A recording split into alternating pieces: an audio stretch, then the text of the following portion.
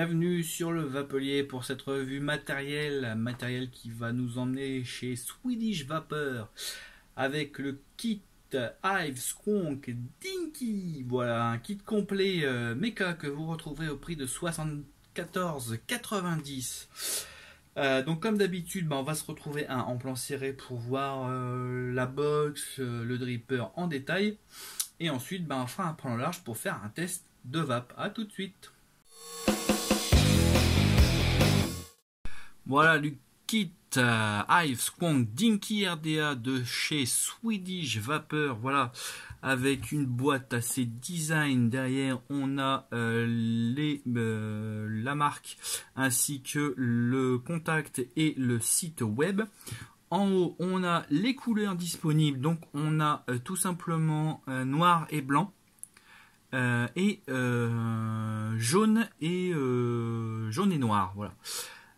Ici on a la composition, donc ça ce qui est pas mal c'est qu'ils mettent d'une part la composition de la box, d'une part la composition du dripper. Voilà, pour regarder la boîte on tire sur la languette, voilà, et on a donc d'une part la box, je reviendrai après dessus.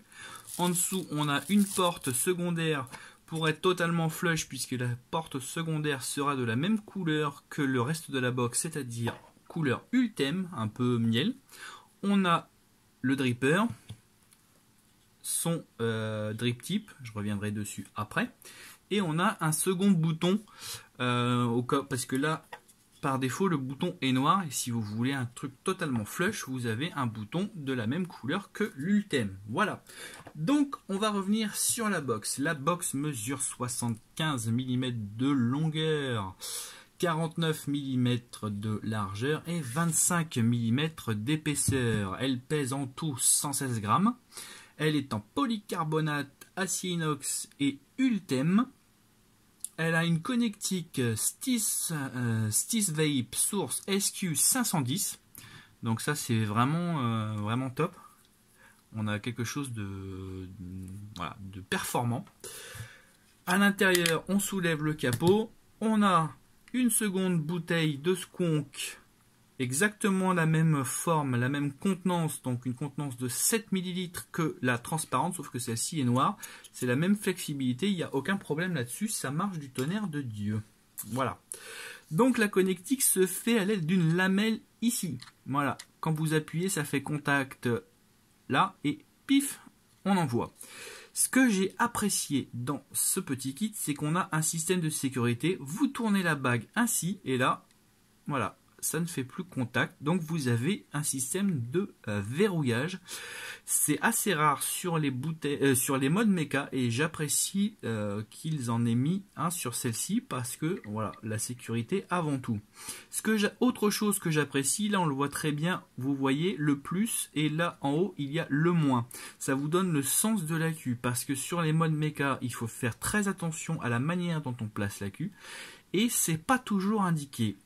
Là, Swedish Vapor a eu la bonne idée de le mettre. Encore une fois, j'apprécie, et j'apprécie aussi tout particulièrement cette petite languette. Parce que tout simplement, c'est beaucoup plus facile de retirer la queue.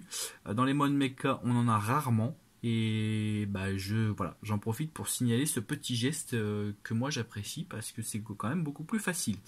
Donc voilà, on va mettre la queue, hop. Donc l'avantage, c'est que avec... là, il n'y a pas de gros tétons ni en haut ni en bas, donc du coup, on peut mettre la queue assez droit.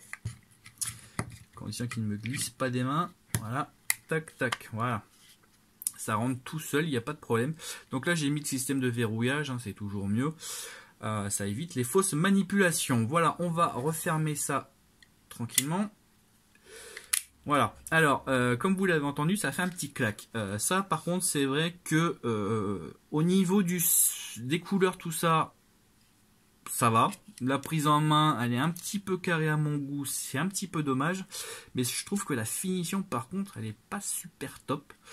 Elle fait un peu jouer. Moi, j'avais le sentiment d'avoir un jouet Fisher-Price entre les mains. C'est un petit peu dommage. Voilà, là en dessous on a un message, d'attention pour vaper en toute sécurité. Voilà, ça c'est un petit peu dommage. Bon, maintenant le dripper. Le dripper, lui, mesure 20 mm de hauteur sans le drip tip et 17 mm de diamètre. Pardon. Donc là en dessous on a le drip tip, le nom du drip tip, le Dinky, qui est un peu écriture disco, j'aime bien. On a aussi une très bonne, un très bon pin BF.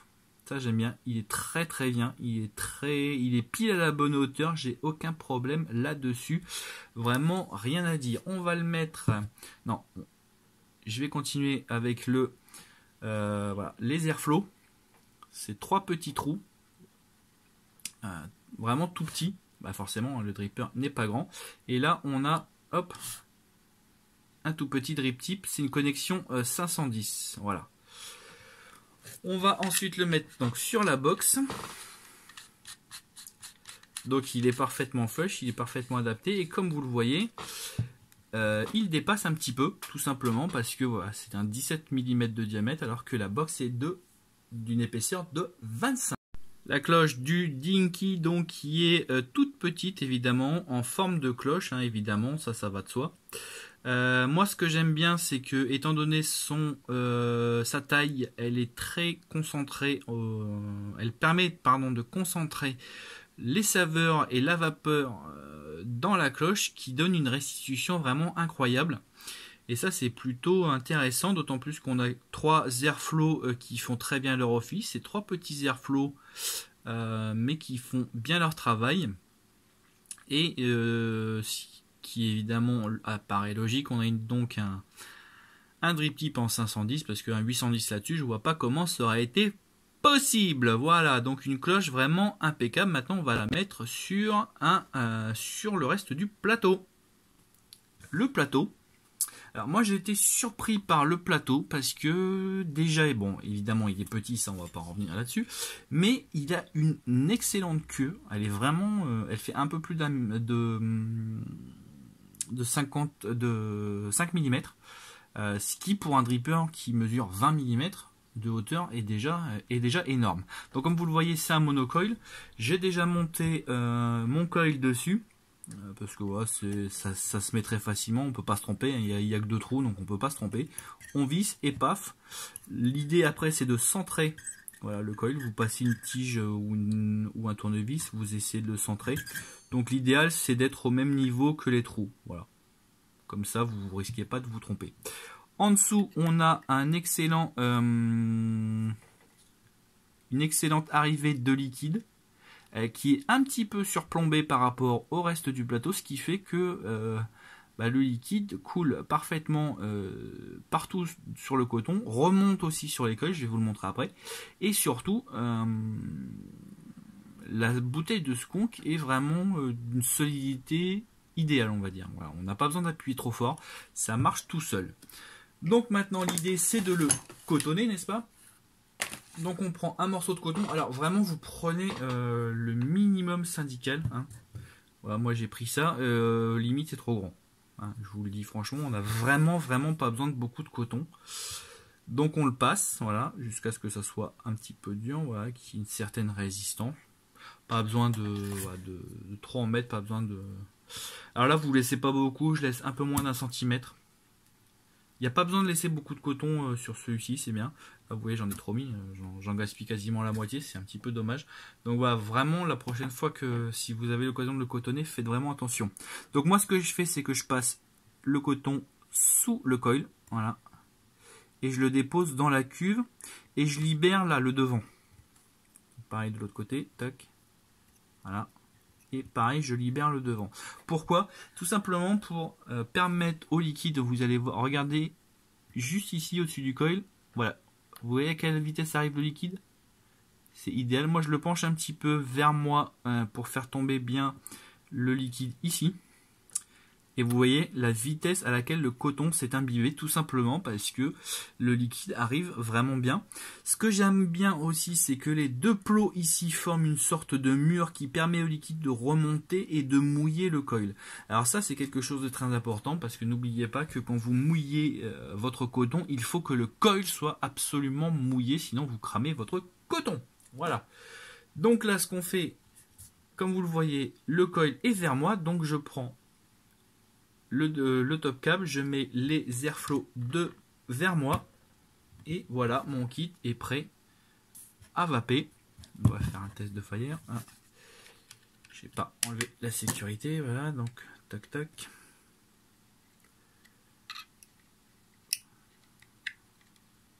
Voilà, hop.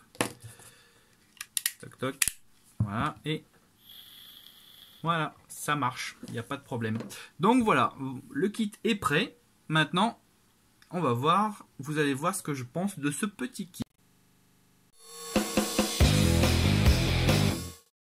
Voilà donc une boîte et une petite box sympathique, ça fait un tout petit kit. Voilà, ça c'est plutôt sympa, le drip tip est vraiment mini.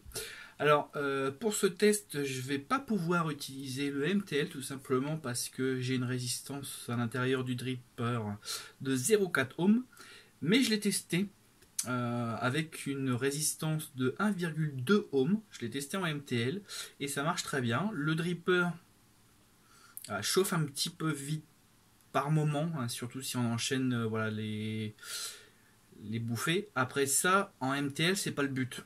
Donc honnêtement, vous n'aurez pas ce problème de chauffe si vous vapez de manière classique en MTL, d'autant plus que la majeure partie du dripper se compose d'Ultem qui est connu pour justement pour bien dissiper la chaleur.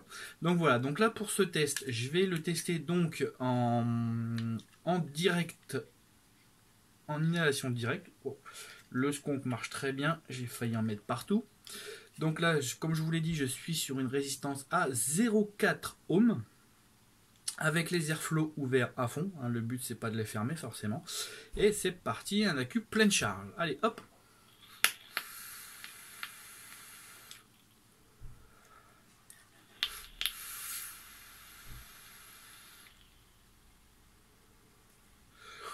Voilà, donc comme vous le voyez, un dripper petit en taille, mais pas petit en capacité. Hein. Il a une belle production de vapeur, je ne suis que à 0,4 ohm. On peut descendre plus bas. Descendez pas en dessous de 0,2 ohm. Sur les mechas, c'est pas conseillé. Surtout si là, comme il n'est disponible qu'avec un accu de 18650, c'est vraiment pas conseillé de descendre en dessous de 0,2 ohm. À 0,4, c'est parfait. On a une très belle production de vapeur. Du fait de sa toute petite taille, on a également une excellente production de saveur. C'est assez classique dans les petits drippers comme ceci. Moi je pensais surtout au Wotofo, au Wasp Nano, pardon. Le Wasp Nano avait ce format un tout petit peu hors du commun, il était très resserré sur lui-même et du coup les saveurs explosaient en bouche. Le Dinky a un peu cette particularité, donc du coup c'est vraiment idéal. Et je confirme qu'en MTL on a également une très bonne restitution de saveur, justement parce que tous les arômes sont vraiment concentrés à fond sur le dôme et du coup on a quelque chose de très bien. Ce qui explique aussi sa note excellente de 4,57 sur le Vapelier, parce que voilà, c'est un kit disons pour débutants, un kit qui ne prend pas de place et qui est performant. Voilà, vous savez tout sur ce kit, il me reste à vous dire au revoir et à bientôt pour de nouvelles aventures.